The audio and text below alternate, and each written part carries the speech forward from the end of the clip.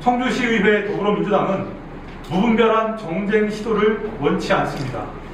그렇다고 책임질 위치에 있는 청주시장, 충북도지사는 빠져나가고 일선 공무원들만 수사받고 그들에게 책임을 전가하는 꼬리 자르기 또한 원치 않습니다. 명확한 진상규명과 향후 재발 방지 대책을 수립한 것이 우리 시의원들의 역할이며 존재 이유입니다. 우리는 오송 참사뿐만 아니라 미호강 일원 강내면과 오성읍, 오창읍, 내수읍의 미호강 인접지역, 신대동 하수처리장 일원의 침수 문제, 모충동, 문호고 일원 배수펌프장 고장으로 인한 침수 문제, 문천동, 신봉동, 분평동 등 상습 침수 피해에 대해 원인을 파악해야 합니다. 2017년 대홍수 이후 수백 페이지의 수해 백서까지 만들어 종합적인 대안을 제시했음에도 불구하고 반복적인 피해가 발생하고 있습니다.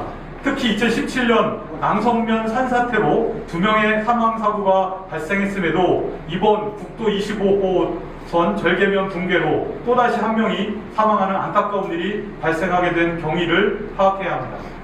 이번 수해 피해 과정에서 청주시는 재난안전대책본부 구성과 운영, 재난정보 시스템, 관계기관과의 유기적 공조체제 구축, 장마철 인사발령 문제 등 풍수의 재난 현장조치 행동 매뉴얼은 잘 이행되었는지 규명해야 합니다.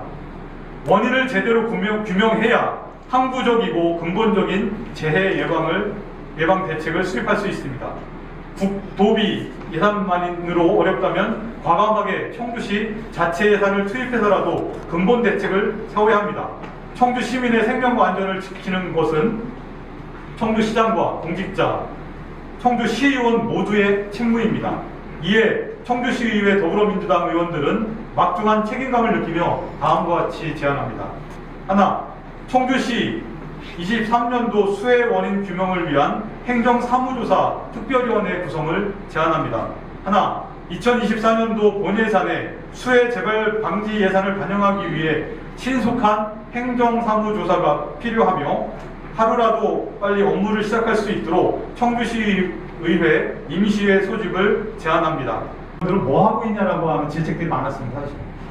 그래서 우리는 무엇을 하고 있는지, 사실은 이제 저희가 이제 우리 시의원들, 청주시 의원님들 중에 오송 참사 조사단으로 참여해서 현장도 조사하고 전문가들 모시고 현장 다니고 한 사람들도 있었는데 그런 부분들에 대해서 저희가 언론 노출이나 이런 것들을 전혀 하지 않다 보니까 시의원으로서 이런 이제 막중한 상황에서 입장도 밝히지 않고 아무것도 안 하는 것 같다라고 하는 이제 비판들이 많았습니다. 그래서 이제 그런 부분들도 있고, 그리고 또 오늘 이제 저희가 의총을 열어서 우리 당의 입장을 좀 내는 게 좋겠다라고 좀 제안을 해서 대부 동의를 거쳐서 오늘 하게 된 것입니다. 또 어제 대표를 만나보시고 그러니까 그거는 약간의 행정사무조사 특위의 내용에 따라서 달라질 수 있다고 봐요. 수해에 대한 피해에 대한 원인 규명을 하자고 한다라고 하면 그거를 꼭 굳이 이제 정쟁으로 바라보면서 안 할 이유는 없다고 봐요. 아까도 설명드렸지만 문호고등학교에 이번에 그 1월에 침수가 되지 않았습니까? 근데 그게 배수펌프실에 소위 말하는 고장이 있었어요. 근데 그런 것들이 사실은 사전에 점검하고 준비했다라고 하면 발생하지 않을 침수라는 거잖아요. 그리고 예를 들어서 신대동 하수종말 처리장이 또 침수가 됐습니다. 사실 청주 시민들이 이제 배출하는 하수 이런 게 정화되지 못하고 미호강으로 그대로 한 열흘 이상 유입됐어요.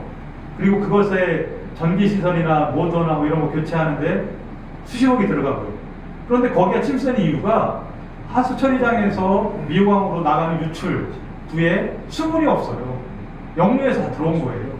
사실 이런 부분들은 미리 사전에 준비를 하고 대비를 했다라고 하면 침수 피해를 보지 않았을 수도 있는 여러 가지 사안들이 있다고 봅니다. 그런 부분들에 대해서 구체적으로 우리는 이번 수해를 통한 피해에 대해서 전체적으로 좀 원인을 살펴보자 이런 취지이기 때문에 그런 부분들까지도 반대를 하지는 않을 거라고 생각합니다.